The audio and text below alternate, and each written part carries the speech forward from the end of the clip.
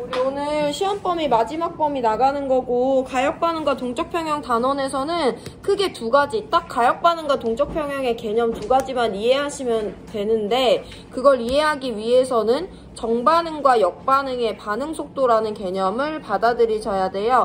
143페이지 그냥 한번 쭉 읽어볼게요. 가역반응이라는 것의 개념을 잡아야 되는데, 가역반응은 그냥 읽는다 밑줄 없이 물을 예를 들어 냉동실에 넣어두면 얼음이 되는데, 이 얼음을 냉동실에 꺼내 놓으면 다시 녹아서 물이 돼. 물이 얼음이 됐다가 얼음이 다시 물이 될 수가 있어요. 이런 물의 상태 변화처럼 화학 반응에서도 생성물이 다시 반응물로 되돌아오는 반응이 일어날 수 있다. 예를 들어 염화 코발트라는 COCl2라는 물질이 있었는데, 얘는 건조한 상태, 물과 결합하지 않은 상태에서는 푸른색을 나타내지만 수분을 흡수하면 붉은색으로 변한다. 이 붉은색의 염화 코발트 육수화물 화학식이 COCl2 곱하기 6H2O인데요. 얘를 가열하면 다시 물을 잃으면서 푸른색의 COCl2, 푸른색의 염화 코발트로 변한다. 즉 푸른색의 염화 코발트가 물과 결합하여 붉은색의 염화 코발트 육수화물을 생성하는 반응과 염화 코발트 육수화물이 물을 잃어서 염화 코발트로 되는 반응이 모두 일어날 수 있다. 그래서 얘네 둘의 반응, 푸른색의 염화 코발트가 붉은색의 염화 코발트 육수화물이 되는 반응이 밑에 첫 번째로 나와 있고요. 붉은색의 염화 코발트 육수화물이 다시 푸른색의 염화 코발트와 6개의 물로 나눠지는 반응이 반응식으로 나와 있어요. 근데 얘네들은 어쨌든 반응물과 생성물의 위치만 바뀌었을 뿐 같은 물질이 관여하는 반응이잖아요. 그래서 염화 코발트 육수화물이 생성되고 분해되는 반응은 다음과 같이 함께 나타낼 수 있다고 돼 있어. 이거 보시면 우리가 여태까지 봤던 화학 반응식이랑 어떤 거 하나가 달라요. 우리는 그동안 항상 화학 반응의 진행 방향을 오른쪽 화살표로 해서 반응물을 왼쪽에 적고 생성물을 오른쪽에 적었었는데, 이 반응에서는 화살표가 양방향으로 되어 있죠. 반응물이 생성물이 되는 반응이 일어날 수도 있고 생성물이 반응물이 되는 역반응이 일어날 수도 있는 거예요. 해서 밑줄 칩니다. 이와 같이 화학 반응식에서 오른쪽으로 진행되는 반응, 반응물이 생성물이 되는 반응을 정반응이라고 하고, 왼쪽으로 진행되는 반응을 역반응이라고 한다. 또 정반응과 역반응이 모두 일어날 수 있는 반응을 가역반응이라고 한다라고 밑줄 치시고, 가역반응의 정의가 나와 있어요. 가역반응이라는 것은 정반응과 역반응이 모두 일어날 수 있는 반응이에요.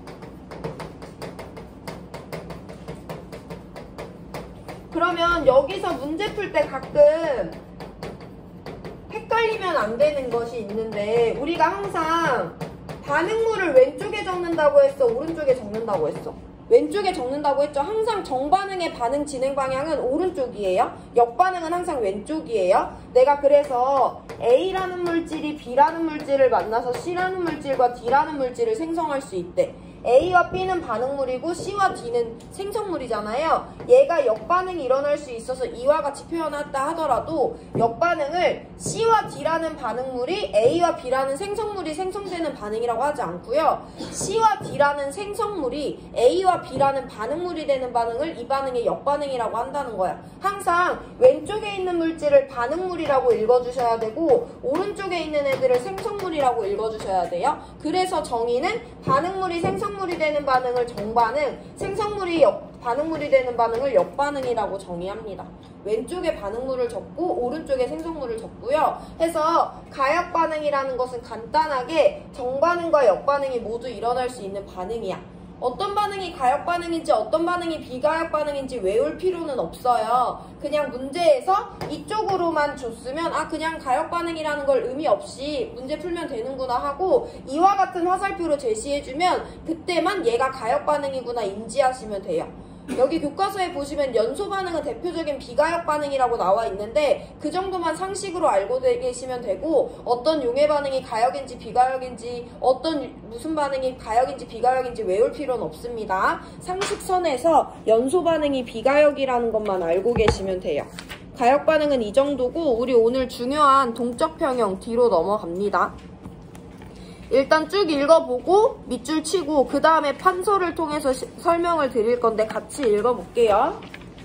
동적 평형이라는 개념을 배워볼 건데 물을 그릇에 담아 놓으면 물이 서서히 증발해. 그래서 그 양이 서서히 줄어들다가 결국에는 모두 사라진대요. 근데 만약에 물이 담긴 그릇을 밀폐해 놓았으면 뚜껑을 닫아놨으면 물의 양이 서서히 줄어들다가 어느 순간 일정해진다. 이 밀폐된 그릇 속에 담겨있는 물은 그렇다면 더 이상 증발하지 않는 것일까? 라고 의문이 생겼대요. 해서 밑줄 한번 칠 건데 밀폐 용기 동그라미. 밀폐 용기에 넣은 물은 표면에서 증발이 일어나 수증기가 된다. 이때 생성된 기체 상태의 물 분자는 용기 속에서 자유롭게 운동하다가 다시 액체로 돌아오기도 한다. 이와 같이 증발과 반대되는 현상을 응축이라고 한다라고 돼 있어요. 여기 키워드 3가지입니다. 밀폐용기, 증발, 응축 이렇게 3가지가 있어요. 그래서 밀폐용기에 넣은 물에 대해서 우리가 오늘 상황을 살펴볼 거고 상황을 한번 설명을 해볼게요.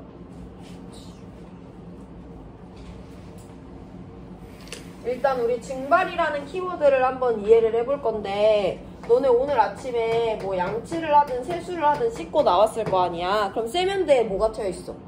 물이 튀어 있잖아. 근데 이제 우리가 집에 다 나와. 엄마 아빠 출근하시고 우리 다 학교 갔어. 그리고 이제 한 8, 9시간 있다가 집에 들어갔어. 세면대랑 화장실 바닥에 물이 그대로 있어? 없어? 없어. 물 어떻게 된 거야? 증발된 거지. 그래서 증발이라는 것은 어떤 거냐면 액체 표면에서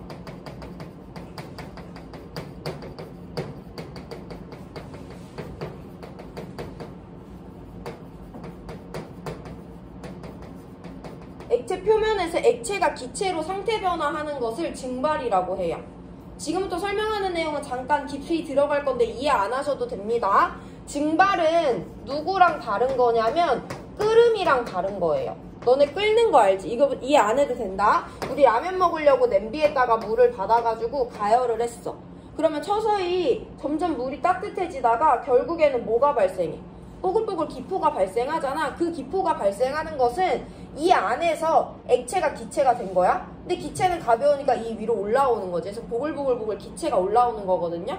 끓음이라는 것은 액체 내부에서 액체가 기체가 되는 거야. 온도가 너무 뜨거워져서. 근데 증발은 그게 아니에요. 그럼 얘네들의 차이는 뭐냐면 끓음은 언제 일어나냐면 그 액체에 끓는 점이라는 높은 온도에 도달해야만 액체는 기체가 될 수 있어요. 그 내부에서.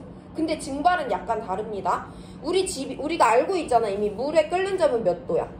100도야? 근데 우리가 학교 갔다 오는다면 우리 화장실 온도가 100도가 됐어? 안 됐어? 안 됐어. 그럼에도 불구하고 액체는 뭐가 됐어? 기체가 됐잖아요. 그 증발과 끓음을 구별해 주셔야 됩니다.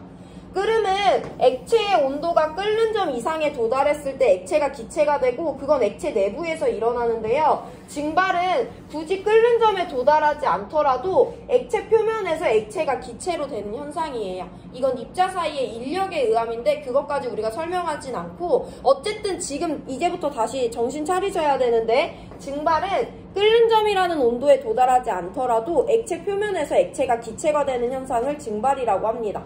표면에서 일어나는 거야. 그래서 내가 이게 세면대 표면이야. 아침에 물방울이 튀어서 이만한 물방울이 튀었다고 해봐. 그럼 얘가 사라지는 과정을 우리가 어떻게 설명할 수 있냐면 이 표면에서 액체가 기체가 돼서 날아가. 그럼 이 표면의 높이가 조금 낮아지겠지? 근데 여전히 증발은 계속 일어나기 때문에 표면에서 또 액체가 기체가 돼서 날아가요? 그럼 물의 높이가 낮아지겠지? 이런 과정을 거쳐서 결국에는 물이 모두 다 기체로 날아가는 것을 우리가 아침, 저녁 사이로 계속 관찰을 하는 거예요. 그럼 내가 그 용기의 모양만 바뀌었는데 이렇게 생긴 용기에다가 물을 이만큼 담아 놓을 거야. 시간이 흐르면 이 액체 높이는 점점 어떻게 돼? 낮아져. 왜냐면 액체 표면에선 뭐가 자꾸 일어나니까. 증발이 일어나고 이 증발에 의해서 생긴 수증기. 여기 증발이라는 것의 화학 반응식을 적어보면 액체 상태의 물이 기체 상태의 H2O가 되는 과정을 우리 증발이라고 표현할 거거든요. 얘가 가속 일어나면 물이 그냥 뿅 하고 사라지는 게 아니라 이 우리 눈에 보이던 액체 상태의 물이 우리 눈에 보이지 않는 수증기가 되는 거잖아요. 근데 수증기는 계속해서 날아가고 액체 표면에서는 계속 증발이 일어나니까 결국 이 통에는 물이 남아있지 않게 되는 거야. 근데 우리는 이런 일상적인 생활이 아니라 약간 조건을 하나 달아볼 건데 우리는 이 통의 뚜껑을 닫을 거예요. 그래서 밀폐된 용기에서 물의 증발을 한번 관찰을 해볼 거야. 그럼 얘는 뭐가 다른 거냐면 아까 뚜껑이 없었어. 그러면 액체가 증발을 해서 액체 표면이 낮아지면서 수증기가 생겼다? 근데 이 수증기들은 어떻게 될 수 있어? 뚜껑이 없으니까 날아갈 수 있잖아? 그리고 이 안에서 아무리 계속 증발이 일어나도 수증기들은 계속 날아가기 때문에 그 상황을 우리가 지금 갖고 있는 상황과 비교해 주시면 되는데 내가 여기다가 물을 받아놨어요. 근데 뭐 온도가 몇 도든 액체 표면에서는 뭐가 일어나? 증발이 일어나잖아. 그래서 여기 증발이 일어나서 수증기들이 생성이 됐어. 이 반응에 의해서. 근데 증발은 멈추지 않고 계속 일어나요. 절대 증발이 멈춘다고 인지하시면 안 돼요. 증발은 어떤 조건에서도 액체 표면에서 항상 일어난다. 증발은 계속 일어나는데 그러면 누가 계속해서 생기는 거야? H2O 가스 상태, 수증기가 계속해서 생기는데 이제 내가 여기 뚜껑을 닫아놨어.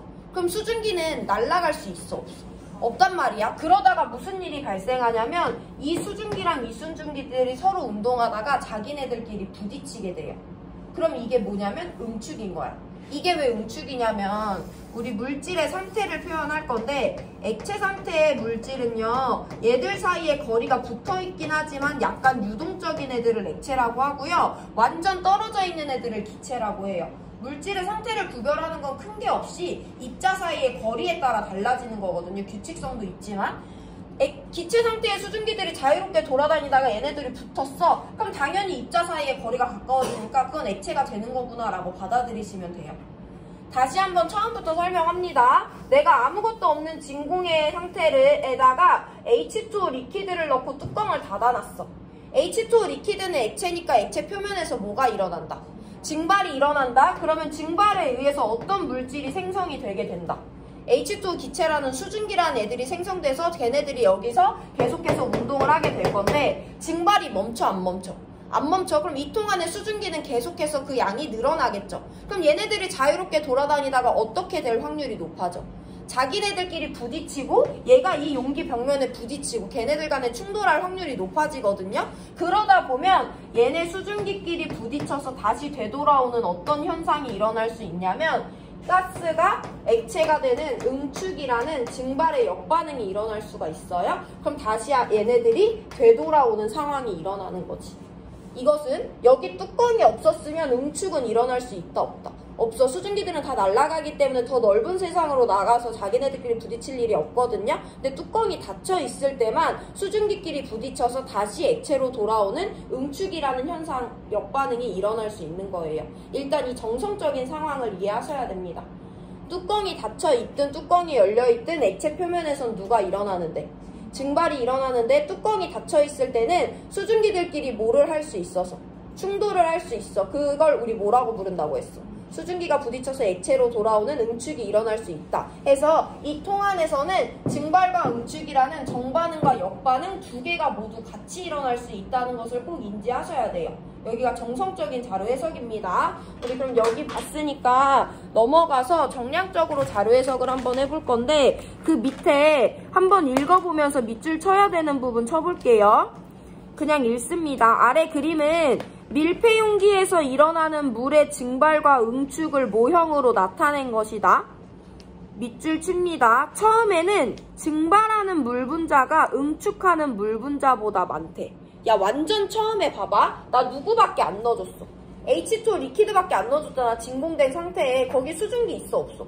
없어. 그럼 수증기끼리 부딪힐 일이 있어 없어? 없어. 그럼 응축은 일어날 수 없고 증발이 일어나니까 증발되는 분자가 응축되는 분자보다 많겠죠. 그리고 시간이 조금 흐르더라도 수증기가 어느 정도 이 안에 쌓여야지 응축이 일어날 수 있어. 그치만 증발은 처음부터 계속 일어난단 말이에요. 그래서 초반에는 증발되는 분자가 응축되는 분자보다 당연히 훨씬 더 많아요. 그러나 점점 응축하는 물 분자 수가 많아지다가 일정한 시간이 지나면 증발하는 물 분자 수와 응축하는 물 분자 수가 같아진다. 이 상태에 도달하면 겉으로는 변화가 일어나지 않는 것처럼 보인다. 그 밑에 먼저 밑줄 치고 돌아옵니다. 이와 같이 밑줄. 겉보기에는 반응이 일어나지 않는 것처럼 보이지만 실제로는 정반응과 역반응이 같은 속도로 일어나고 있는 상태를 동적 평형이라고 한다라고 나와 있어요.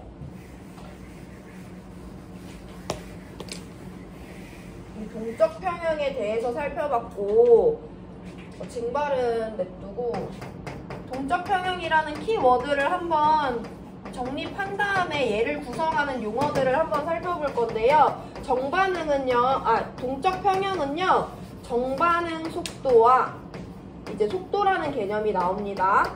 역반응 속도가 같은 상태예요. 그래서 또 중요한 것은 얘 두 가지 키워드로 설명될 수 있는데, 겉으로는 변화가 없는 것처럼 보이는 상태를 동적 평형이라고 합니다. 이 평형이라는 것 자체가 변화가 없는 상태를 의미하는데 동적이라는 단어가 앞에 왜 붙었는지를 우리가 이해를 해야 돼요. 동적 평형이 무엇인지 이해하기 위해서 설명을 다시 드릴 건데,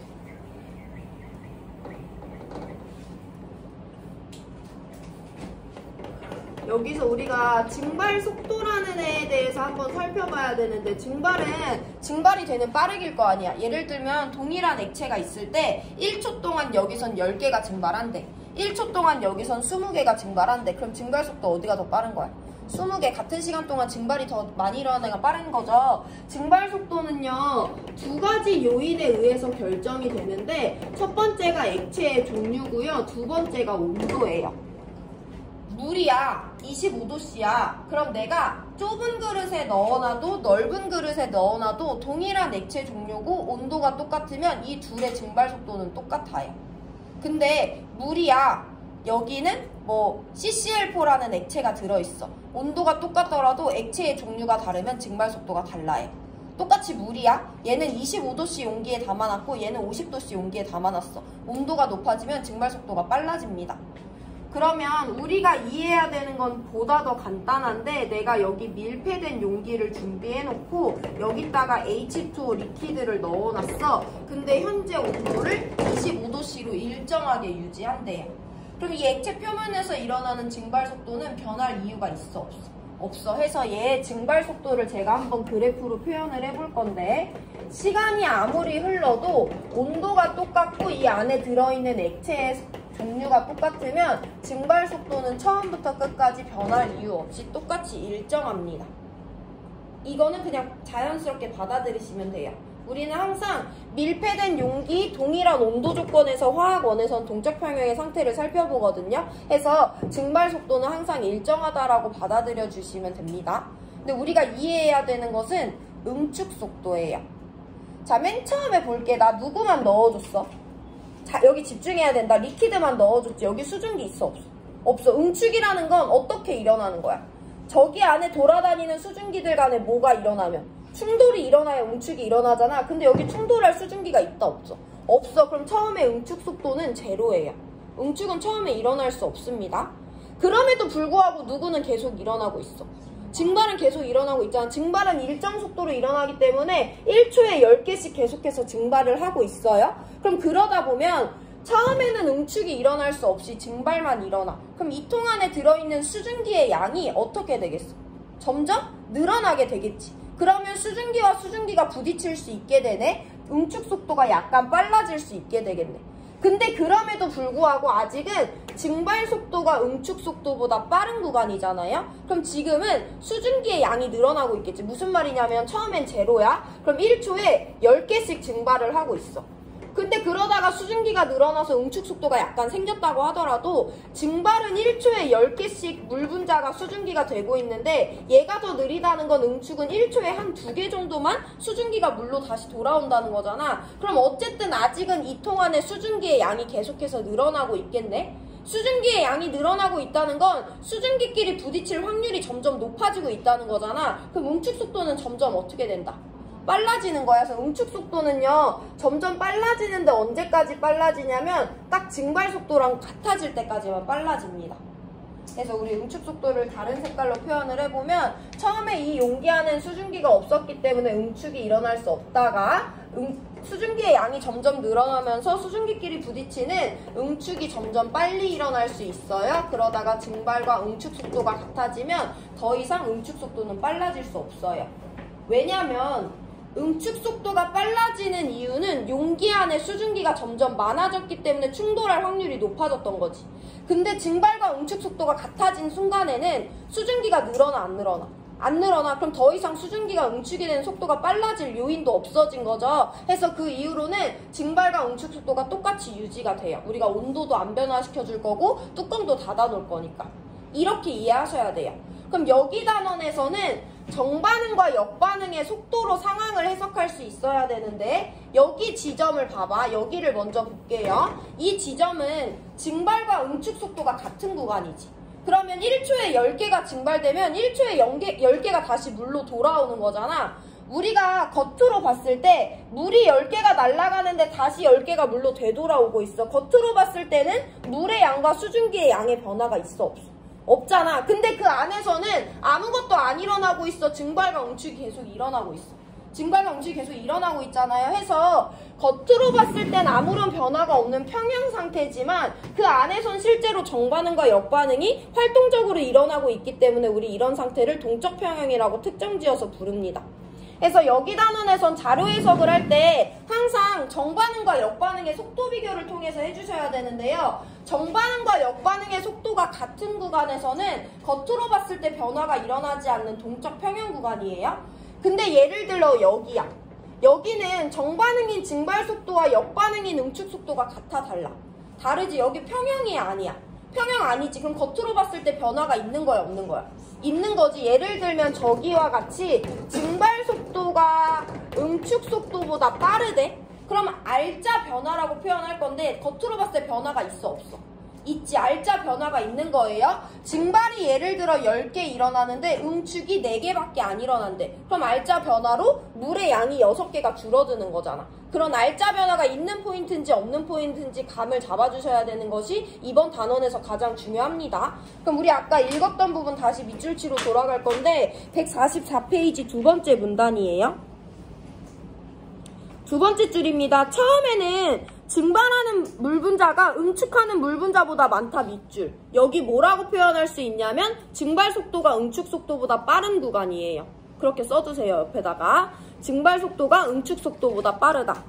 두 번째 문단 두 번째 줄. 처음에는 증발하는 물 분자가 응축하는 물 분자보다 많다. 증발 속도가 응축 속도보다 빠르다. 그럼 생각해볼게. 증발과 응축 속도가 같아 달라? 다르다는 거지. 그럼 알짜 변화가 있어, 없어? 있어. 증발이 더 빠르대. 그럼 알짜 변화는 증발이겠죠. 그래서 물 분자가 줄어들고 수증기가 늘어난다 라는 흐름으로 해석해 주시면 됩니다. 그러나 점점 응축하는 물 분자 수가 많아지다가 밑줄 일정한 시간이 지나면 증발하는 물 분자 수와 응축하는 물 분자 수가 같아진다. 여기 밑줄 치시고 증발 속도랑 응축 속도가 같다라고 써주시면 됩니다. 그럼 이때는 평형이니까 겉으로 봤을 때 변화가 없다라고 해석해 주시면 되는 거죠.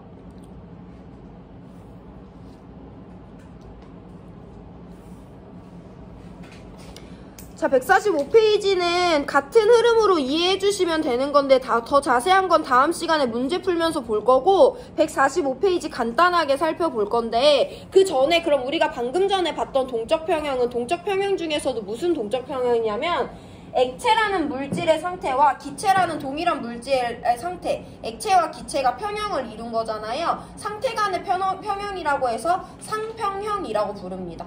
우리 이번 단원에서는 크게 두 가지 평형 살펴보는데 상평형과 용해평형 이 두 가지를 살펴볼 거예요. 수능 기출은 아직 상평형밖에 안 됐는데 용해평형도 모의평가에는 많이 나옵니다. 우리 145페이지 읽으면서 아 그런가 보다 하고 오늘 넘어가 볼 건데 그냥 읽을게요. 동적 평형은 물에 설탕과 같은 용지를 녹일 때, 즉 용해에서도 나타난다. 일정량의 물에 설탕을 계속 넣으면 처음에는 설탕이 점점 녹아서 투명한 설탕물이 되는데 너무 많이 넣어주면 어느 순간부터는 더 이상 녹지 않고 가라앉는데 이때 설탕물 속에서 물에 녹은 설탕은 계속 녹아있고 가라앉은 설탕은 계속 고체로 남아있는 걸까? 라고 의문을 가질 수가 있어요. 이것에 대한 의문은 우리가 다음 시간에 한번 살펴볼 거고, 이따 남은 시간 동안 교과서 여기 한번 읽어보면서 정반응이 뭐고 역반응이 뭐고 걔네 간의 속도가 달라지면 어떤 변화가 일어나는지 예측을 해보시고요. 오늘은 우리가 오늘 배운 내용을 확인하기 위해서 문제를 먼저 풀어봅니다. 우리 이번에 드린 문제집 있죠? 그 뒤에 보시면 식강 문제 있거든요. 2점짜리 1번 문제 읽어보고 계세요. 그래, 2점짜리 1번 문제 같이 읽어볼게. 밀폐된 진공 용기 안에 브로민이라는 액체를 넣어놨대. 우린 방금 H2O라는 물로 봤지만 어쨌든 똑같은 액체 상태의 순수한 물질이라고 받아들여 주시면 되고요. 밀폐된 진공 용기 안에 브로민이라는 액체를 넣은 초기 상태와 시간이 지난 후 동적 평형에 도달했대. 그럼 얘 동적 평형이래. 동적 평형은 두 가지 포인트를 잡아줘야 된다고 했죠. 첫 번째, 겉으로 봤을 때 변화가 있어 없어? 변화가 없어요. 두 번째, 그 변화가 없는 이유가 그 안에서 아무런 변화가 일어나지 않기 때문이 아니라고 했지. 그럼 동적이라는 단어가 안 붙을 거 아니야. 어떤 상태라서 아무런 변화가 없어 보이는 거야? 정반응 속도와 역반응 속도가 같기 때문에 겉으로 봤을 때 아무런 변화가 없는 상태예요. 그럼 여기서 어떤 일이 일어나길래 정반응과 역반응 속도가 같을지 해석해보니까 서로 다른 상태, 액체와 기체 상태의 브로민이 같이 존재하고 있잖아. 그럼 여기 안에서는 액체가 기체가 되는 증발이 일어날 수 있고 기체가 액체로 돌아오는 응축이 일어날 수 있는데 지금 겉으로 봤을 때 아무런 변화가 없다는 건 증발 속도와 응축 속도가 같은 상황이구나 라고 해석해 주시면 되는 거예요. 나중에 가면 자연스럽게 될 거고. 자, 그럼 이거에 비해서 초기 상태는 밀폐되어 있긴 하지만 여기 누가 있어? 브로민의 액체 상태가 있잖아. 액체는 지금 온도가 몇 도든 어쨌든 액체 표면에서 누가 일어난다?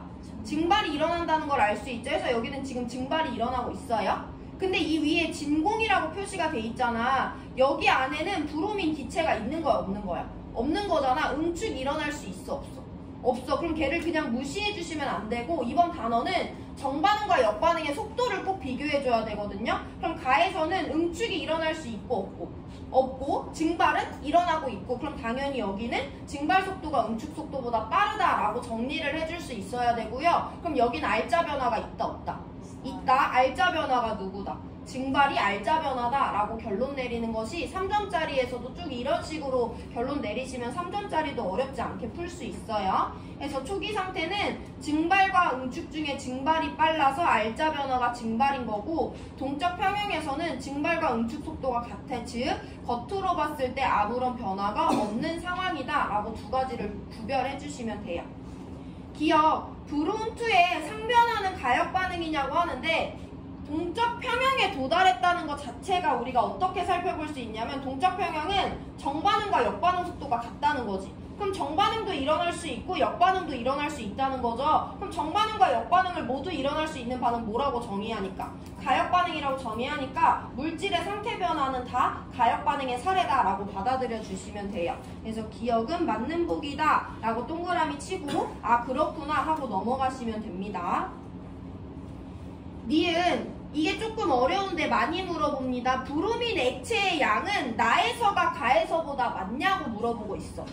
브로민 액체의 양을 한번 비교해 볼 건데 그냥 자연스럽게 받아들여 봐도 되는데요. 여기 브로민 액체만 넣어줬어. 근데 여기는 브로민 액체도 있지만 내가 넣어준 액체가 증발해서 기체가 되어 있단 말이야. 그럼 당연히 내가 100을 넣어줬으면 98은 남아있지만 2g은 수증기가 되어 있는 거잖아. 그래서 가보다 나에서 액체의 양이 줄어들었다라는 건 우리가 한번 생각해보면 받아들일 수가 있어요. 근데 조금 더 분석적으로 받아들여보면 이 상태는 지금 변화가 있는 상태지. 알자 변화가 증발이잖아. 증발은 누가 되는 변화를 증발이라고 해? 액체가 기체가 되는 반응을 증발이라고 하고 그것이 알자 변화인 거죠. 그럼 여기는 액체가 줄어들고 기체가 많아지는 알자 변화가 일어나고 있는 거잖아. 그러니까 여기서 여기로 갈 때 당연히 액체는 줄어들고 기체는 많아진다 라고 우리가 상황을 해석할 수도 있어요. 이 내용은 3점짜리 가면 조금 더 어렵게 나오지만 어쨌든 지금 이 문제상으로는 브로민 액체의 양은 나에서보다 가에서가 더 많았다는 거. 반대로 브로민 기체의 양은 가에서보다 나에서 더 많아졌다는 거 우리 받아들일 수 있습니다. 니은 나에서 브롬2의 증발 속도분의 응축 속도 비교하래. 이것도 많이 물어보는 내용인데요. 나는 무슨 상태? 동적 평형 상태. 그 말은 즉 얘네들의 속도가 어떤 상태? 같은 상태? 그럼 증발분의 응축이든 응축분의 증발 속도든 다 무슨 값이다? 1이다 라고 설명할 수 있죠. 그래서 1보다 크지 않으니까 기억만 맞는 1번이에요. 자, 그럼 가에서 증발 속도분의 응축 속도는 1보다 크겠어, 작겠어, 1이겠어? 1보다 작겠죠. 0이겠지. 응축이 일어날 수 없으니까. 해서 이 값을 많이 물어보니까 살펴보시고 시간 3분 드릴 건데요. 1번 문제에서 제가 정리해드린 포인트 보세요. 평형이래. 얘네들 속도 같네. 변화 안 일어나겠네. 여기 지금 기체가 없네. 그럼 증발 속도가 응축 속도보다 빠르겠네. 알자 변화가 증발이겠네. 한번 상황 이해하려고 해보시고 이 답은 보기에서 많이 물어보는 거니까 살펴보시고 시간 충분히 드리니까 넘어갈 수 있으면 2번 문제 푸세요.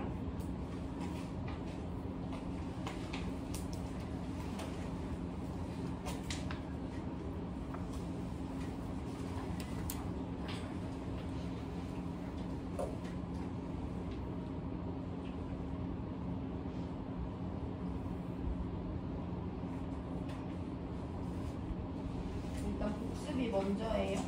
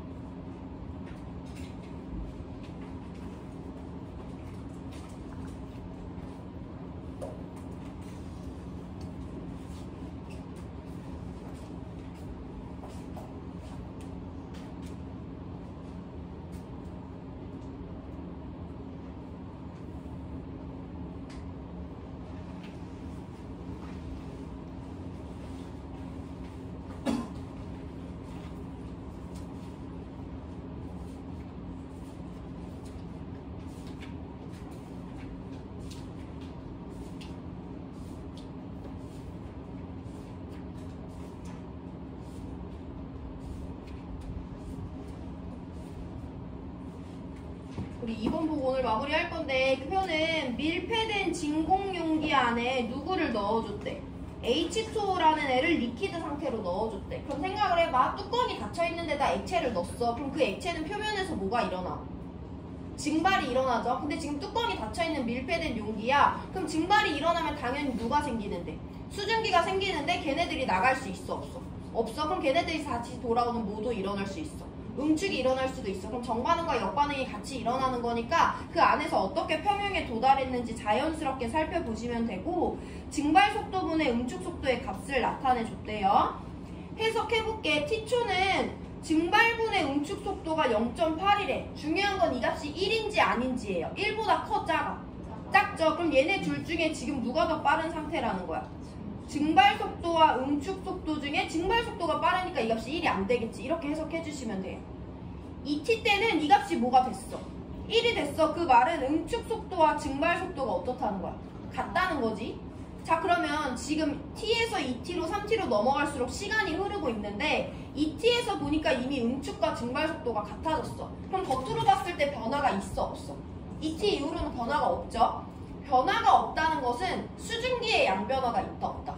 없다. 수증기의 양변화가 있다는 건 응축 속도가 달라질 이유는 없어. 응축 속도 유지되고요. 지금 현재 얘네들의 온도는 어떻게 일정하니까? 25도씨로 일정하니까 증발 속도가 달라질 이유도 없죠. 그래서 한번 평형에 도달하고 나면 그 이후로는 평형이 깨질 이유가 없기 때문에 여기서도 여전히 증발과 응축 속도가 같다. X는 1이다. 라고 이와 같은 그래프를 참고해서 받아들여 주시면 됩니다.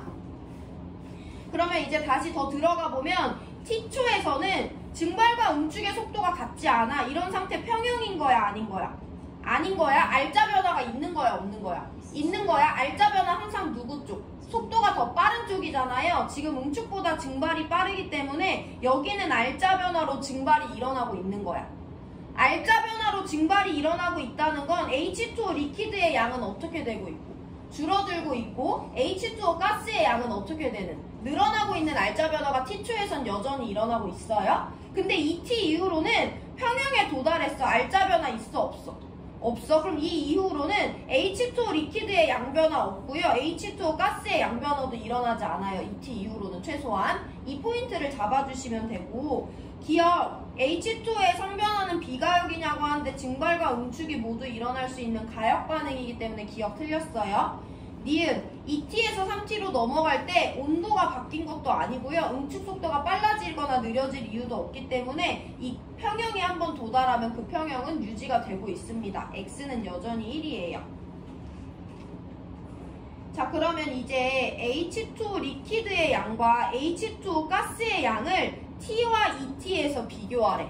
여기 잘 봐라 얘들아. T에서 2T로 넘어가는 동안은 아직 이 값이 1에 도달하지 않은 순간이 있기 때문에 리퀴드가 줄어들고 가스가 많아지는 알짜 변화가 일어나고 있어요. 2T 이후로는 유지가 되지만 우리는 T와 2T 사이, 2T 전에 돌아가야 되는 거죠. T에서는 액체가 기체가 되는 알짜 변화가 일어나고 있기 때문에 T에서 2T로 넘어가는 동안 리퀴드의 양은 줄어들고 가스의 양은 많아지기 때문에 T보다 2T에서 이 값이 클 수밖에 없어요. 그래서 2T에서가 T에서보다 크기 때문에 니은 디귿 맞는 5번입니다. 디귿 보기는 이것 자체도 이해하기 어렵지만 말만 조금 바꿔서 많이 나올 수 있기 때문에 쟤네들 리퀴드와 가스의 양 변화를 내가 정확히 이해하고 설명할 수 있어야 되거든요. 오늘 문제풀이는 여기까지 할 건데 질문 있는 사람 하시고 복습을 꼭 해보시고요. 2점짜리랑 3점짜리가 난이도가 그렇게 다르지 않거든요. 3점짜리로 넘어가서 1번 문제 풀어보세요. 난 1, 2번 복습이 다 됐다. 그러면 3점짜리 1번 풀어보시고 1, 2번 복습하는 과정 중에 질문이 있으면 질문하시면 됩니다. 수업은 여기까지 할게요.